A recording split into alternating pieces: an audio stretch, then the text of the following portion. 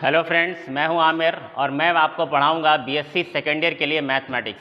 सबसे पहले तो आप सभी का बहुत बहुत वेलकम है। यहाँ पर आपने बीएससी पार्ट 1 जो है वो पास आउट किया या प्रमोट कर दिएगा जो भी है, लेकिन फ़िलहाल अब आप सेकेंड ईयर में आ चुके हैं तो आपका वेलकम है। यहाँ पर मैं आपको बीएससी सेकेंड ईयर की मैथमेटिक्स पढ़ाऊँगा।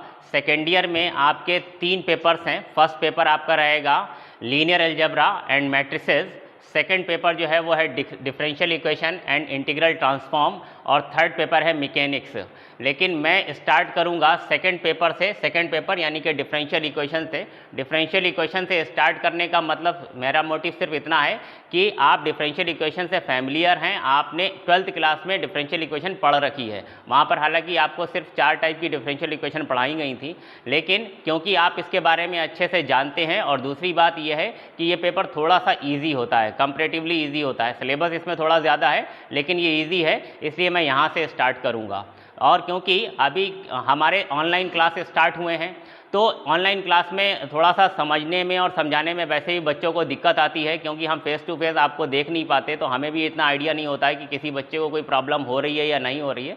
तो मैंने सोचा कि आसान टॉपिक से स्टार्ट किया जाए, तो आप लोग मन लगा कर पढ़िए, समझिए प्रॉब्लम। अगर कोई प्रॉब्लम आ रही है तो आप सबके पास मेरा नंबर होगा ही, वरना मैं अभी अपना नंबर भी दे दूंगा। अगर आपको कोई प्रॉब्लम आती है तो आप कॉल करके मुझे बताएं, तो नेक्स्ट वीडियो में आपकी प्रॉब्लम का सलूशन हम ज़रूर करेंगे। इसके साथ साथ हम लोगों ने ये भी सोचा है कि हम वीक में एक बार आपको 2-2 4-4 करके 2-2 4-4 स्टूडेंट करके अपने पास बुला लेंगे, और हम आपको 1-2 घंटे आपकी जो प्रॉब्लम है उनको सॉर्ट आउट कर देंगे। तो बिल्कुल भी ये चिंता मत करिए। थोड़ा सा नया आपको ज़रूर लगेगा, पहली बार ऑनलाइन इस तरह से आपको पढ़ने का एक्सपीरियंस होगा, लेकिन यकीन मानिए हम आपको बिल्कुल भी कोई भी प्रॉब्लम नहीं होने देंगे। आपकी हर प्रॉब्लम का सलूशन हम यहाँ पर वीडियो के माध्यम से या फिर आपको पर्सनली कॉल करके हम आपको ज़रूर प्रोवाइड कराएंगे। विश्वास रखिए हम लोगों पर, जिस तरह से आपने फर्स्ट ईयर में विश्वास रखा, सेकेंड ईयर में विश्वास रखिए।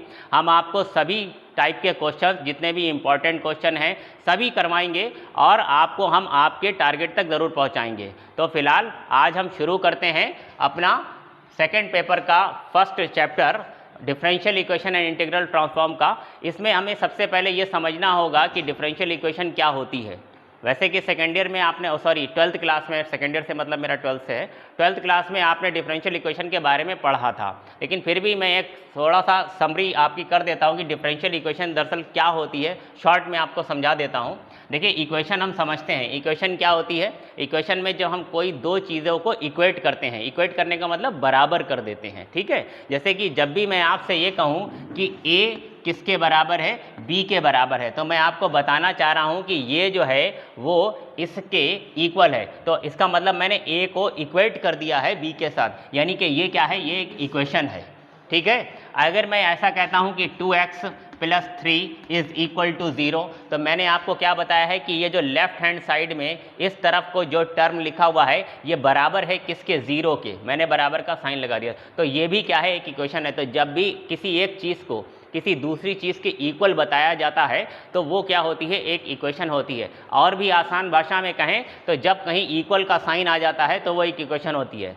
इसका एक नॉन एग्जाम्पल भी ले लेते हैं। मान लीजिए मैं लिखूं x² - 5x + 3, तो ये कोई इक्वेशन नहीं है। हम जानते हैं कि ये क्या है, एक पॉलिनोमियल है, यानी कि एक बहुपद है। इसमें कहीं कोई इक्वल टू का साइन नहीं है, तो ये इक्वेशन नहीं है। लेकिन अगर मैं कह दूं कि दिस इज इक्वल टू 0, तो अब आप कहेंगे कि ये एक इक्वेशन है, ठीक है। तो हमारी समझ में आ गया होगा कि इक्वेशन जो है वो हम किसे कहते हैं। अब बात हम करते हैं डिफरेंशियल इक्वेशन की। तो डिफरेंशियल इक्वेशन यानी कि डिफरेंशियल कोफिशिएंट जिसमें आ जाएं, ऐसी इक्वेशन, ऐसी समीकरण जिसमें डिफरेंशियल कोफिशिएंट्स होते हैं, उनको हम डिफरेंशियल इक्वेशन कहते हैं। डिफरेंशियल कोफिशिएंट किसे कहते हैं, मान लीजिए कि y जो है वो किसी वेरिएबल x का फंक्शन है। y जो है वो किसका फंक्शन है, किसका फलन है, x का फलन है। तो जब हम इसे डिफरेंशिएट करेंगे तो dy बाई डी एक्स बराबर यहाँ पर कोई x का फंक्शन रह जाएगा। तो क्या हम इसको समीकरण कह सकते हैं। समीकरण इसलिए कह सकते हैं क्योंकि इसमें जो लेफ्ट हैंड साइड है dy बाई डी एक्स वो किसके बराबर मैं बता रहा हूँ, इस qx के बराबर बता रहा हूँ। यहाँ इक्वल का साइन है, इसलिए हम कह सकते हैं कि हाँ ये समीकरण है। लेकिन क्योंकि इस समीकरण में डिफरेंशियल कोफिशिएंट आ गया है, dy बाई डी एक्स आ गया है, इसलिए हम इसको डिफरेंशियल इक्वेशन कहेंगे। तो फिर से मैं आपको बता दूं कि डिफरेंशियल इक्वेशन का क्या मतलब होता है, ऐसी समीकरण जिसमें डिफरेंशियल कोफिशिएंट्स आते हैं, यानी कि जिसको हम क्या कहते हैं अवकल गुणांक, है ना। यानी कि ऐसी समीकरण जिसमें अवकल गुणांक आ जाते हैं उसको हम क्या कहते हैं अवकलनीय समीकरण कहते हैं, यानी कि डिफरेंशियल इक्वेशन कहते हैं। तो ज़रूरी नहीं है कि dy बाई डी एक्स आए, कोई भी डिफरेंशियल कोफिशिएंट हो सकता है कि आपको इस तरह से मिले कि d2y over D x square plus dy by d x plus कोई यहाँ पर सपोज फंक्शन ऑफ x है और इज इक्वल टू 0 है, तो हम इसको भी क्या कहेंगे डिफरेंशियल कोफिशिएंट कहेंगे। या यहाँ पर d3y over D X cube आ जाए, यहाँ पर d2y over D x square हो जाए और इक्वल टू 0 हो जाए, तो वो भी क्या डिफरेंशियल इक्वेशन है। सिंपली मैं फिर खाली ये भी लिख दूँ d3y over D X cube is equal to 0, तो ये भी क्या है एक डिफरेंशियल इक्वेशन है, ये भी डिफरेंशियल इक्वेशन है, ये भी डिफरेंशियल इक्वेशन है, ये भी डिफरेंशियल इक्वेशन है। तो ये डिफरेंशियल इक्वेशन होती है। ठीक, अब सबसे पहले हमें यह समझना है कि डिफरेंशियल इक्वेशन को हम बनाते कैसे हैं और उसके बाद हम बात करेंगे कि इनको सॉल्व कैसे करते हैं। भाई पहले तो हमको ये समझना होगा कि डिफरेंशियल इक्वेशन को किस तरह से बनाया जाता है, आखिर इसका मतलब क्या होता है। ठीक है, तो इसके लिए मैं एक छोटा सा एग्जाम्पल लेना चाहता हूँ डिफरेंशियल इक्वेशन बनाने के लिए। डिफरेंशियल इक्वेशन हम कब बनाते हैं, जब हमको कोई फैमिली ऑफ कर्व दिया जाता है। फैमिली ऑफ कर्व यानी कि किसी कर्व का कोई समूह, उसका पूरा एक परिवार। फैमिली ऑफ कर्व से क्या मतलब है, मान लीजिए कि मैं लिखता हूँ y बराबर mx, तो ये आप जानते हैं, इसके बारे में आपने पढ़ा होगा, समझा होगा 11th क्लास में जब आपने लीनियर इक्वेशन पढ़ी थी, यानी कि सरल रेखा के बारे में आपको जब बताया गया था क्लास 11 में, तो वहाँ पर y बराबर mx क्या होती है, एक रेखा होती है जो कि कहाँ से पास होती है, मूल बिंदु से पास होती है। मूल बिंदु से पास होने वाली कोई रेखा है ये y बराबर mx। तो ये जो y बराबर mx है, इसे हम फैमिली ऑफ कर्व क्यों कह रहे हैं, इस बात को समझिए। मान लीजिए कि यहाँ पर ये जो m है, y और x तो हम जानते हैं m क्या होता है, उस लाइन का स्लोप यानी कि प्रवणता होती है। अगर मैं m का मान यहाँ पर 1 ले लूँ तो जो समीकरण निकल के आएगी, जो रेखा आएगी वो क्या आएगी, y बराबर x आएगी। ठीक है, y बराबर x, यानी कि इस तरह से पास होने वाली एक रेखा, ये कौन सी रेखा है, y बराबर x है। अगर मैं m का मान यहाँ पर 2 ले लूँ, अगर मैं m का मान 2 लूँगा तो जो रेखा मुझे मिलेगी वो क्या मिलेगी, y बराबर 2x मिलेगी, है ना।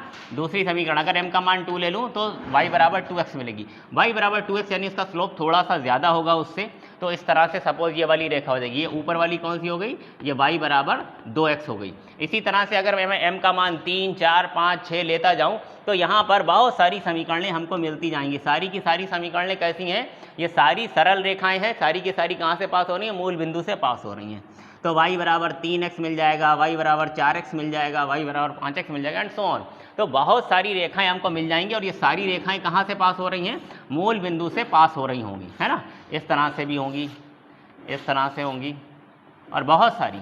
तो ये यहाँ पर क्या है, बहुत सारी रेखाएं मिल गई हैं, यानी एक समूह मिल गया है, या कह सकते हैं कि एक पूरा परिवार, एक फैमिली मिल गई है। किसकी, ये सारी रेखाओं में एक ख़ास बात है कि ये सारी की सारी रेखाएं कहाँ से पास हो रही हैं, मूल बिंदु से पास हो रही हैं। तो इसका मतलब ये जो y बराबर mx है, ये कोई एक अकेली लाइन नहीं है, इसमें m का मान आप बदलते जाएंगे तो इसके अंदर बहुत सारी इनफाइनाइट लाइनें आपको मिलेंगी। लेकिन इन सभी लाइनों में एक ख़ास बात है और वो क्या है कि ये सारी लाइनें कहाँ से पास हो रही हैं, मूल बिंदु से पास हो रही हैं। तो हम ये कह सकते हैं कि ये मूल बिंदु से पास होने वाली सरल रेखाओं का एक समूह है या उनका परिवार है, यानी कि हम इसे बोल सकते हैं family of straight lines passing through the origin. क्या मेरी बात समझ में आई, ये फैमिली ऑफ स्ट्रेट लाइन है पासिंग थ्रू द ओरिजिन। ठीक है, एक और एग्जांपल लेते हैं। मान लीजिए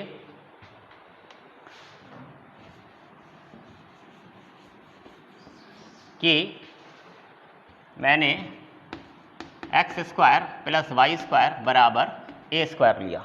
तो ये जो x square plus y square बराबर ए स्क्वायर है, हम जानते हैं कि ये किसकी समीकरण होती है, ये एक वृत्त यानी कि सर्किल की समीकरण होती है, जिसका केंद्र जो है वो क्या है, 0 0, इसका सेंटर क्या है, 0 0, और इसकी जो रेडियस है यानी कि त्रिज्या जो है वो a है। ये भी आपने 11th क्लास में पढ़ा था। इसकी जो रेडियस है वो क्या है, a है, और इसका जो केंद्र है वो क्या है, 0 0 है। मूल बिंदु इसका केंद्र है, त्रिज्या इसकी a है। ठीक, लेकिन ये कोई एक सर्किल नहीं है, ये कोई एक सर्किल नहीं है, बल्कि ये फैमिली ऑफ सर्किल है, सर्किल्स का यानी वृत्तों का एक समूह है। किस प्रकार से, अगर मैं ए का मान बदलता जाऊं तो यहाँ पर अलग अलग, अच्छा हर बार इस सर्किल का जो सेंटर है वो क्या है, वो मूल बिंदु ही है। ठीक। तो अगर मैं ये कह रहा हूँ कि यहाँ पर मैं a का मान 1 ले लूँ, a मतलब त्रिज्या, अगर मैं a का मान 1 ले लूँ तो जो मुझे सर्किल मिलेगा, कब, जब मैं a का मान 1 लूँगा तो जो सर्किल मिलेगा वो क्या मिलेगा, x square plus y square बराबर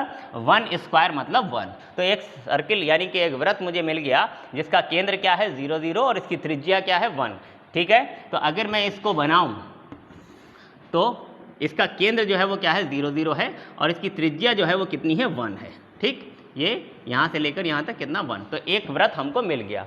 लेकिन अगर मैं a का मान 2 ले लूँ, अगर मैं a का मान 2 ले लूँगा तो मुझे जो वृत्त मिलेगा वो कैसा मिलेगा, x square plus y square is equal to 2 square, या उसे मैं 4 भी कह सकता हूँ, यानी कि एक दूसरा वृत्त मिल गया x square plus y square बराबर 4। तो इस वृत्त का भी केंद्र जो है वो क्या है, मूल बिंदु ही है, लेकिन इस बार इसकी त्रिज्या जो है वो कितनी है, 2 यूनिट है। ठीक, इस तरह से। इसी तरह से अगर मैं a बराबर 3 ले लूँ, a बराबर 3 ले लूँ तो फिर से मुझे एक वृत्त मिलेगा x square plus y square बराबर 3 का वर्ग 9, यानी कि ये फिर से एक वृत्त आ जाएगा जिसका केंद्र 0 0 होगा और उसकी त्रिज्या जो है वो कितनी होगी, 3 यूनिट होगी, एंड सो ऑन। इसी तरह से मैं a के मान को बदलता जाऊंगा तो मुझे बहुत सारे सर्किल जो हैं वो मिलते जाएंगे, लेकिन हर एक सर्किल में एक खासियत है, एक प्रॉपर्टी है कि उसका जो केंद्र है वो क्या है, 0 0 है, हालांकि उसकी त्रिज्या जो है वो बदल रही है। तो हम ये कहेंगे कि ये यहाँ पर क्या मिला है, वृत्तों का एक समूह मिल गया है, एक फैमिली ऑफ सर्किल्स मिली है। ठीक है, और ये फैमिली ऑफ सर्किल्स कैसे मिल रही है, a का मान बदलने से मिल रही है। ठीक, तो मेरे ख्याल से आपको समझ में आया होगा कि फैमिली ऑफ कर्व का क्या मतलब है। इसे हम क्या कहेंगे, फैमिली ऑफ सर्किल। ये कोई एक सर्किल नहीं है, बल्कि ये क्या है, फैमिली ऑफ सर्किल्स है। इससे पहले जो मैंने आपको एग्जाम्पल बताया था y बराबर mx, ये क्या था, y बराबर mx जो था वो क्या था, फैमिली ऑफ स्ट्रेट लाइन था। तो यहाँ पर इन दो एग्जाम्पल्स के ज़रिए हमने एक बात देखी कि ये जो फैमिली ऑफ कर्व हमको दिए गए हैं, इसमें m और इसमें a, इनको हम बोलते हैं पैरामीटर या आर्बिट्रेरी कांस्टेंट, और इन आर्बिट्रेरी कांस्टेंट के अलग अलग मानों को लेने पर हमें इस समूह के अलग अलग मेंबर्स यानी कि अलग अलग सदस्य प्राप्त होते हैं। क्या मेरी बात समझ में आई? m का मान 1 लेने पर y बराबर x एक लाइन मिली थी, 2 लेने पर y बराबर 2x दूसरी लाइन मिली थी, 3 लेने पर y बराबर 3x तीसरी लाइन मिली थी, एंड सो ऑन। तो m का मान बदलने से मुझे इस फैमिली के अलग अलग सदस्य मिल रहे थे। इसी तरह से यहाँ पर a का मान बदलने पर मुझे इस सर्किल के या ये कहें कि इस फैमिली के अलग अलग सदस्य मिले। तो ये जो पैरामीटर्स हैं a, यहाँ पर ये जो पैरामीटर है m, इनको हम बोलते हैं आर्बिट्रेरी कांस्टेंट, या आप सिंपली पैरामीटर्स भी बोल सकते हैं, जिनका मान बदलने से आपको फैमिली के अलग अलग सदस्य प्राप्त होते हैं। ठीक है, तो मैं बताना चाह रहा हूँ कि आप यहाँ पर डिफरेंशियल इक्वेशन कैसे बनाते हैं। तो डिफरेंशियल इक्वेशन बनाते वक्त देखिए, अब आपको एक बात समझ में आ गई है कि फैमिली ऑफ कर्व का क्या मतलब है। डिफरेंशियल इक्वेशन हम कब बनाते हैं, जब हमको कोई फैमिली ऑफ कर्व दिया जाता है, फैमिली ऑफ कर्व दिया जाता है। जैसे कि मैंने अभी आपसे कहा था कि y बराबर mx जो है वो क्या है, फैमिली ऑफ कर्व है। तो जब भी आपको कोई फैमिली ऑफ कर्व दिया जाए तो उसमें आर्बिट्रेरी कांस्टेंट को आप एलिमिनेट करेंगे, वहाँ से हटा देंगे। किस तरह से हटाएंगे, differential equation family of curve को आप डिफरेंशिएट करेंगे, डिफरेंशिएट करके वहाँ पर जो आर्बिट्रेरी कांस्टेंट होता है यानी कि जिसको हम पैरामीटर बोलते हैं, उसको हम वहाँ से हटा देते हैं, एलिमिनेट कर देते हैं, और उसके बाद जो इक्वेशन आती है जिसमें डिफरेंशियल कोएफिशिएंट्स अवेलेबल होते हैं, उसको हम डिफरेंशियल इक्वेशन कहते हैं। किस तरह से भाई, ये फैमिली ऑफ कर्व में से मैं m को कैसे हटाऊंगा, तो इसके लिए मैं क्या करूंगा, यहाँ पर y को, क्योंकि y किसका फलन है, किसका फंक्शन है, x का फंक्शन है, तो मैं y को डिफरेंशिएट करूंगा विद रिस्पेक्ट टू x।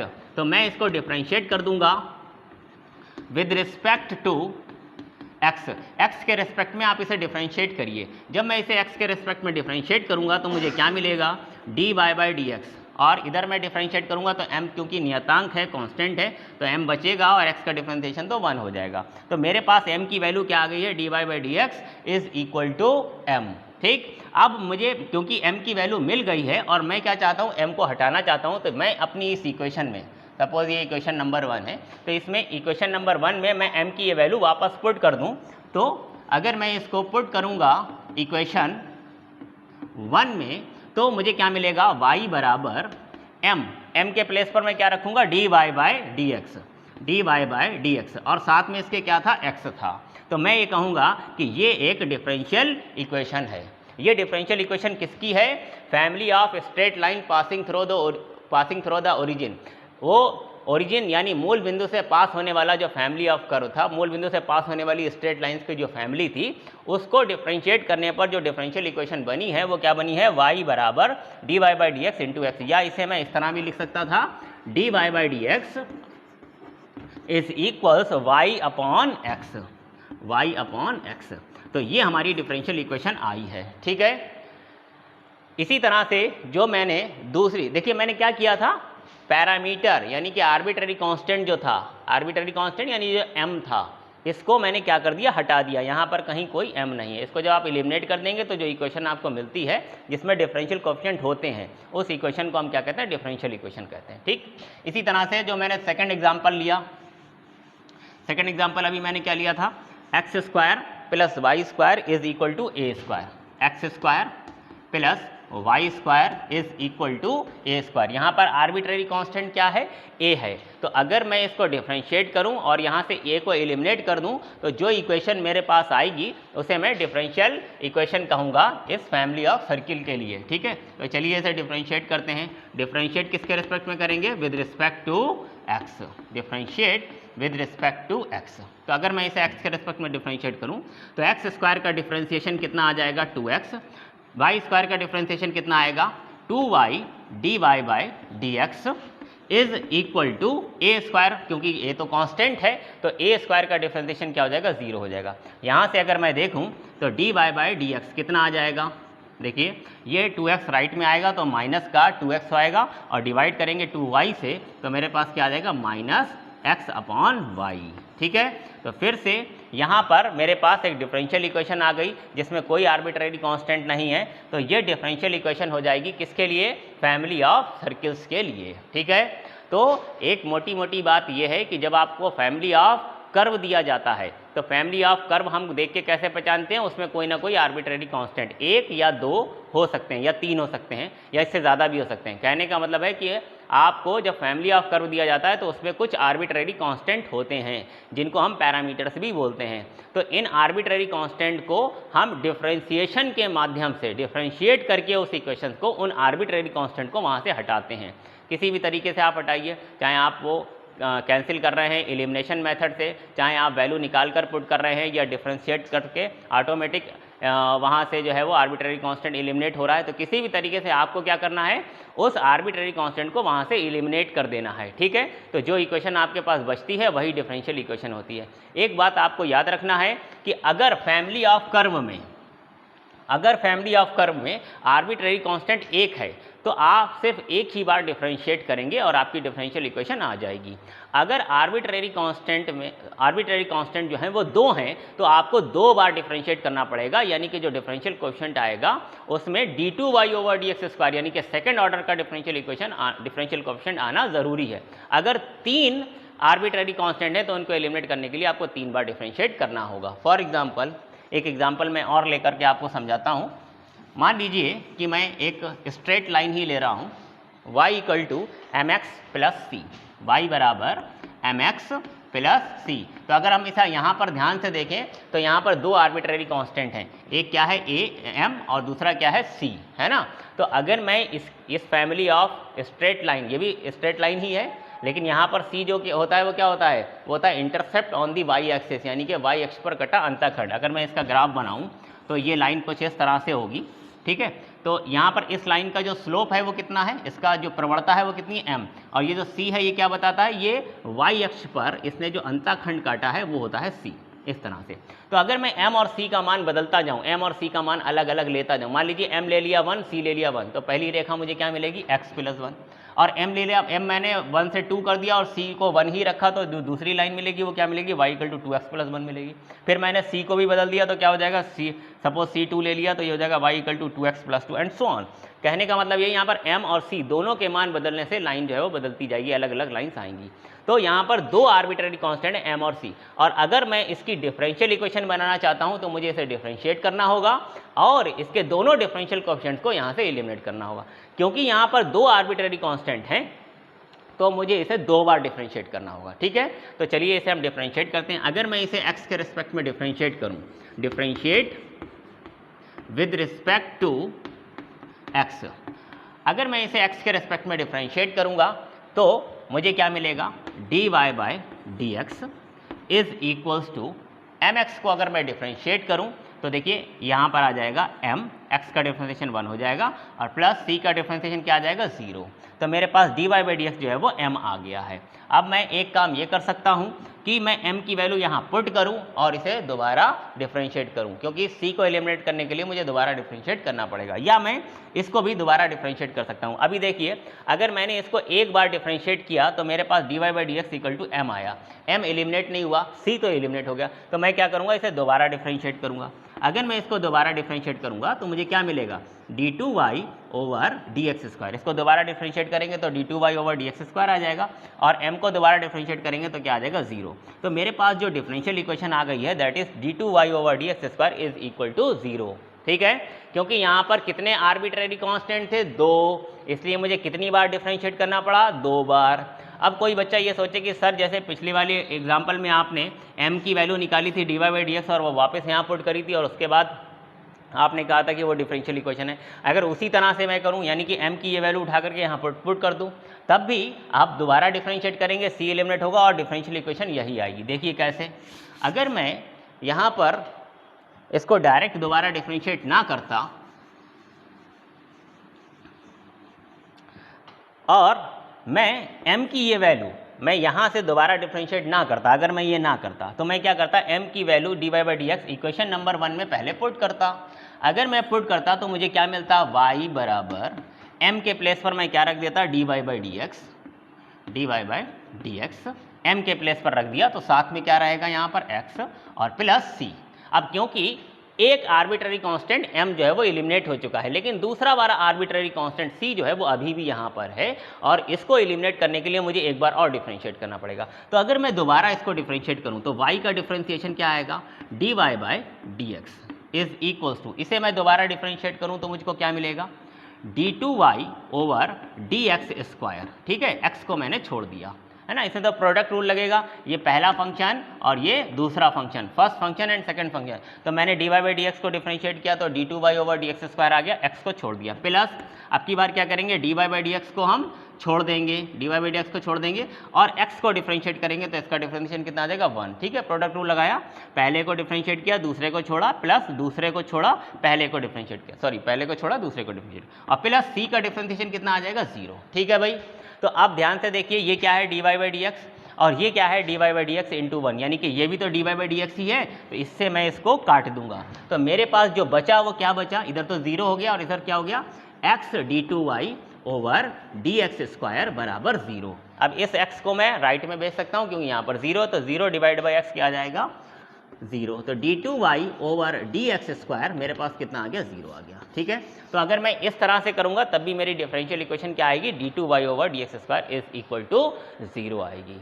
तो उम्मीद है कि आपको समझ में आया होगा कि डिफरेंशियल इक्वेशन का मतलब क्या होता है। मैं एक बार फिर से रिपीट कर दूं, डिफरेंशियल इक्वेशन कैसे कहते हैं, ऐसी इक्वेशन जिसमें डिफरेंशियल कोफिशिएंट आ जाएं। डिफरेंशियल कोफिशिएंट यानी कि अवकल गुणांक, जिनको हम कहते हैं dy by dx, d2y over dx square, d3y over dx cube, यही सब क्या होते हैं, अवकल गुणांक होते हैं। तो ऐसी डिफरेंशियल इक्वेशन जिसमें अवकल गुणांक आ जाते हैं उनको हम क्या कहते हैं, डिफरेंशियल इक्वेशन कहते हैं। ठीक है, डिफरेंशियल इक्वेशन का क्या मतलब होता है, डिफरेंशियल इक्वेशन ऐसी इक्वेशन जिसमें डिफरेंशियल कोफिशिएंट यानी कि अवकल गुणांक आ जाएं। दूसरी बात, डिफरेंशियल इक्वेशन बनती कैसे है, कैसे हम बनाते हैं, कब बनाते हैं, तो आपको जब फैमिली ऑफ कर्व दिया जाए तो उस फैमिली ऑफ कर्व में क्या होते हैं, कुछ आर्बिट्रेरी कांस्टेंट होते हैं। आर्बिट्रेरी कांस्टेंट आपको देखने से पता चल जाते हैं कि कौन से कांस्टेंट आर्बिट्रेरी कांस्टेंट है जिनका मान बदलने से डिफरेंट मेंबर आपको उस फैमिली के मिल जाएं। तो आपको अगर डिफरेंशियल इक्वेशन बनानी है तो आपको क्या करना होगा, उनको डिफरेंशिएट करना होगा और उन आर्बिट्रेरी कांस्टेंट को हटाना होगा। कितनी बार डिफरेंशिएट करेंगे डिपेंड करता है कि फैमिली ऑफ कर्व में कितने आर्बिट्रेरी कांस्टेंट हैं। अगर सिर्फ एक आर्बिट्रेरी कांस्टेंट है तो सिर्फ एक बार डिफरेंशिएट करेंगे, अगर 2 आर्बिट्रेरी कांस्टेंट है तो आप 2 बार डिफरेंशिएट करेंगे, 3 आर्बिट्रेरी कांस्टेंट है आप 3 बार डिफरेंशिएट करेंगे और उन डिफरेंशियल कोफिशिएंट उन आर्बिट्रेरी कांस्टेंट को आप एलिमिनेट करके डिफरेंशियल इक्वेशन बना देंगे। ठीक है, अब हम आपको ये बताएंगे कि इसमें डिपेंडेंट और इंडिपेंडेंट वेरिएबल्स का क्या मतलब है, क्योंकि ये पता होना चाहिए भाई, बेसिक है। और फिर इसके ऑर्डर और डिग्री की बात करेंगे, ठीक है। हालांकि इसमें बहुत ज़्यादा डिटेल में आपको नहीं जाना है। हमने देखिए डिफरेंशियल इक्वेशन जो पढ़ी, डी मैं शॉर्ट में लिख रहा हूँ, डी का मतलब है डिफरेंशियल इक्वेशन, ओके। अब जो डिफरेंशियल इक्वेशन आप पढ़ने वाले हैं वो दो प्रकार की होती है। पहली ordinary differential equation, ordinary differential equation, और दूसरी पार्शियल डिफरेंशियल इक्वेशन, ठीक है। अब ये ऑर्डिनरी डिफरेंशियल इक्वेशन और पार्शियल डिफरेंशियल इक्वेशन का क्या मतलब होता है। तो मान लीजिए कि y जो है वो x का फलन है, x का फंक्शन है, ठीक। यानी कि y जो है वो किस पर डिपेंड करता है, x पर डिपेंड करता है। इसका एक एग्जांपल ले लेते हैं। मान लीजिए मैं लिखता हूँ y equal to x square plus 3, ठीक। y किसका फलन है, सिर्फ x का फलन है और कुछ नहीं है। तो y जो है वो यहाँ पर क्या है, डिपेंडेंट वेरिएबल है, और x जो है वो क्या है, इंडिपेंडेंट वेरिएबल है। यानी कि जब भी y जो है वो x का फंक्शन होगा तो x जो है वो इंडिपेंडेंट यानी कि स्वतंत्र चर होगा, इंडिपेंडेंट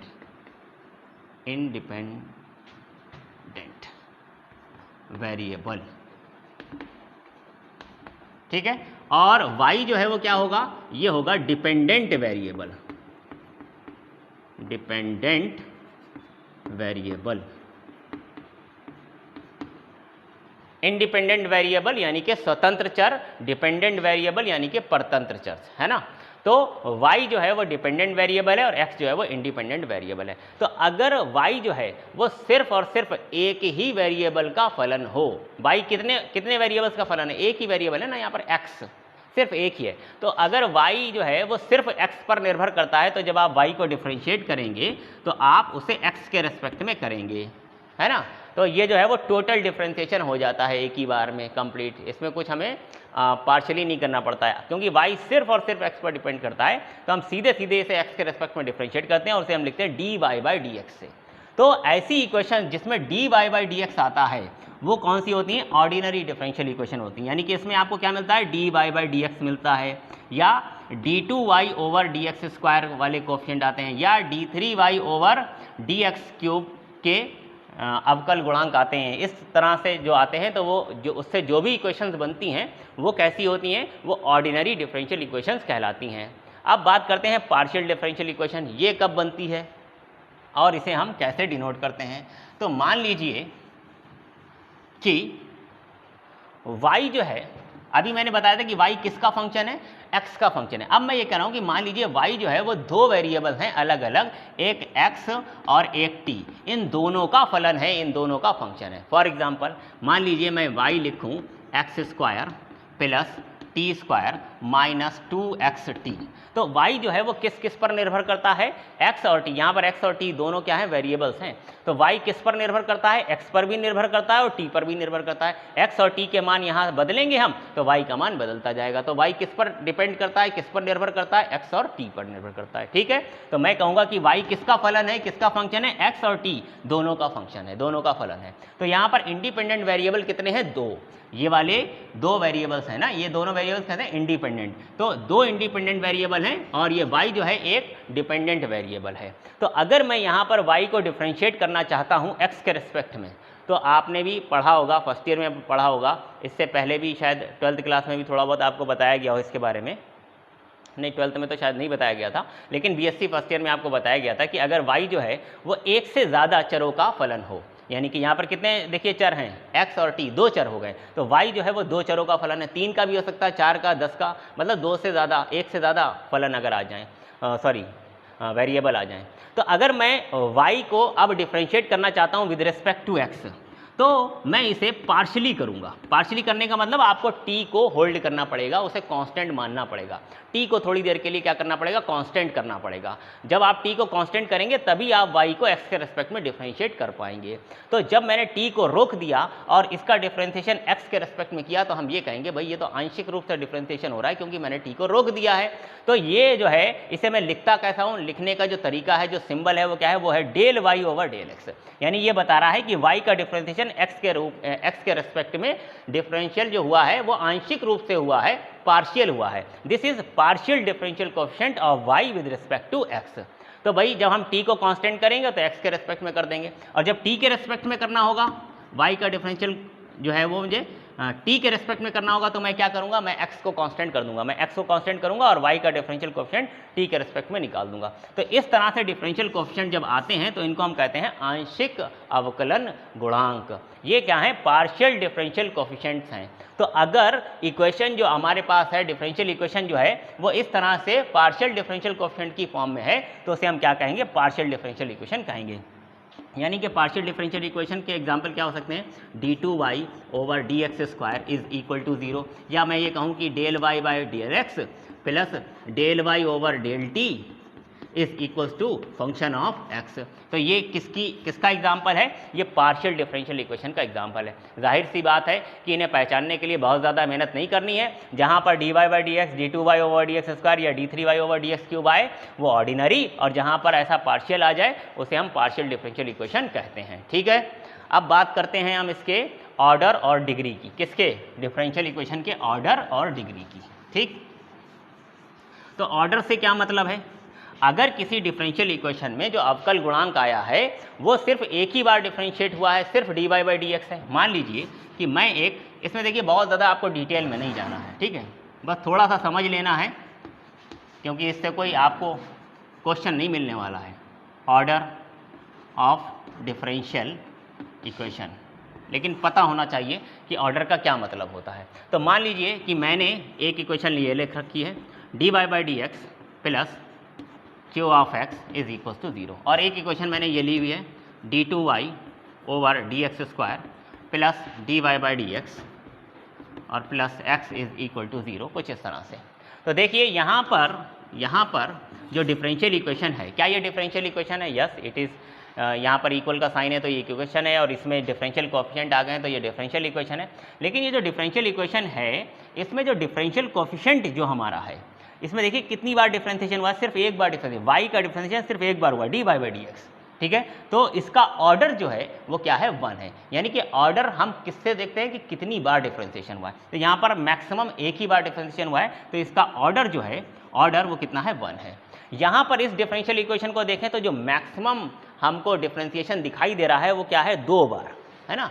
यहाँ पर 2 बार, y को एक बार डिफरेंशिएट किया तो dy बाई dx मिला, और इसको दोबारा जब डिफरेंशिएट किया गया तो d2y ओवर dx² मिला। तो यहाँ पर डिफरेंशिएशन 2 बार हो चुका है, इसलिए हम ये कहेंगे कि इसका ऑर्डर जो है वो 2 है। अगर यहाँ पर मैं एक और लगा देता d3y ओवर dx³ तो मैं ये कहता कि इसका ऑर्डर जो है वो 3 है। तो आप इसमें ये देखते हैं कि कितनी बार डिफरेंशिएशन हुआ है, जितनी बार मैक्सिमम जितनी बार डिफरेंशिएशन हुआ है वही डिफरेंशियल इक्वेशन का क्या होता है, ऑर्डर होता है। अब बात करते हैं डिग्री की। तो अगर मैं डिग्री की बात करूँ, डिग्री देखिए ध्यान दीजिएगा, डिग्री एक अलग मैटर है। जब किसी डिफरेंशियल इक्वेशन का ऑर्डर आपने तय कर लिया तो ऑर्डर किससे तय होता है, हाईएस्ट डिफरेंशिएशन कितनी बार हुआ है इसे देख करके हम बताते हैं। यानी कि जो हाईएस्ट ऑर्डर का डिफरेंशियल कोएफिशिएंट है उसे देखते हैं। अब हाईएस्ट ऑर्डर का जो डिफरेंशियल कोएफिशिएंट है उसकी होल पावर कितनी है, उसकी डिग्री कितनी है, उसे हम क्या कहेंगे, डिफरेंशियल इक्वेशन की डिग्री कहेंगे। यहाँ पर अगर मैं देखूँ तो मैं ये पूछ रहा हूँ कि इसका ऑर्डर क्या है, तो ऑर्डर आपको कैसे पता चला, इसका ऑर्डर 2 है। किससे पता चला, इससे पता चला ना, ऑर्डर 2 किससे पता चला, इससे। तो अब इसकी पावर कितनी है, इसकी पावर कितनी, तो आप कहेंगे इसकी पावर 1 है। अगर इसकी पावर 1 है तो फिर इसका मतलब ये है कि इसकी डिग्री जो है वो क्या है, 1 है। ज़रा समझिए, एक और एग्जांपल लेते हैं ताकि अच्छे से समझ में आ जाए। ये है d2y ओवर dx², ठीक है, और यहाँ पर है dy बाई dx की होल पावर 3, और यहाँ पर है कोई फंक्शन ऑफ x, कुछ भी हो सकता है, एंड इक्वल टू 0। अगर मैं ये पूछूं कि इस डिफरेंशियल इक्वेशन का ऑर्डर क्या है, यानी कि y को मैक्सिमम कितनी बार डिफरेंशिएट किया गया, तो अब यहाँ पर देखें ना y को कितनी बार डिफरेंशिएट किया गया, dy बाई dx, सिर्फ एक ही बार डिफरेंशिएट किया गया। और यहाँ पर अगर हम देखें तो y को कितनी बार डिफरेंशिएट किया, 2 बार डिफरेंशिएट किया गया विद रिस्पेक्ट टू x। तो मैक्सिमम डिफरेंशिएशन जो हुआ है वो 2 बार हुआ है, इसलिए आप कहेंगे कि इसका ऑर्डर जो है वो कितना है, 2 है। इससे कोई मतलब नहीं, ये तो एक ही बार डिफरेंशिएट, उसकी होल पावर है 3। अब मैं पूछूं कि इसकी डिग्री क्या है, तो अब डिग्री मैंने क्या बताया था कि जो मैक्सिमम ऑर्डर का डिफरेंशियल कोएफिशिएंट है उसकी पावर आप देखेंगे, इसकी पावर से कोई मतलब नहीं। मैक्सिमम ऑर्डर का डिफरेंशियल कोएफिशिएंट ये वाला है, और इसकी पावर जो है वो कितनी है, 1 है। तो इसकी पावर 3 है, इससे कोई मतलब नहीं। इसकी पावर 10 हो तब भी कोई मतलब नहीं। अब मैं इसकी पावर देखूंगा और इसकी पावर कितनी है, 1 है। इसका मतलब मैं ये कहूँगा कि इसकी डिग्री जो है वो कितनी है, 1 है। ठीक है, एक लास्ट एग्जांपल मैं और बताता हूँ। मान लीजिए कि मैं यहाँ पर लिख रहा हूँ d2y ओवर dx² और इसकी पावर मैंने ली है 3 और यहाँ पर लिखा हुआ है dy/dx और इसकी पावर है 5 और प्लस यहाँ पर कोई सपोज x है और इज इक्वल टू 0 है। तो ये एक डिफरेंशियल इक्वेशन है। अगर मैं कहूँ कि इसका ऑर्डर कितना है तो ऑर्डर कैसे पता चलता है, जब हम डिफरेंशियल कोएफिशिएंट देखते हैं कि उसमें मैक्सिमम डिफरेंशियल कितनी बार हुआ है y का, सबसे ज़्यादा। तो यहाँ पर y का डिफरेंशियल कितनी बार हुआ, एक बार, और यहाँ पर y का डिफरेंशियल कितना हुआ, 2 बार। तो इसका मतलब ये है कि इस डिफरेंशियल इक्वेशन का ऑर्डर जो है वो कितना है, ऑर्डर जो है वो 2 है। अब ऑर्डर आपने डिसाइड किया किससे, ऑर्डर डिसाइड किया इससे, तो अब और बाकी से कोई मतलब नहीं, इसी की जो पावर है वही डिग्री होगी। तो इट मीन्स इसकी डिग्री जो है वो कितनी है, डिग्री इसकी 3 है। आ गई बात समझ में। उम्मीद है कि आज का लेक्चर आपकी अच्छे से समझ में आया हुआ। कोई भी दिक्कत हो तो एक बार इसको पीछे से रिमाइंड करिए, शुरुआत से एक बार दोबारा देखिए। बहुत आसान चीज़ें हैं, कोई ख़ास मुझे इसमें बहुत बताने के लिए नहीं है आपको, तो आप इसको देखिए, समझिए। हम मिलते हैं नेक्स्ट वीडियो में। नेक्स्ट वीडियो में हम आपकी एक्सरसाइज शुरू कर देंगे। Thank you.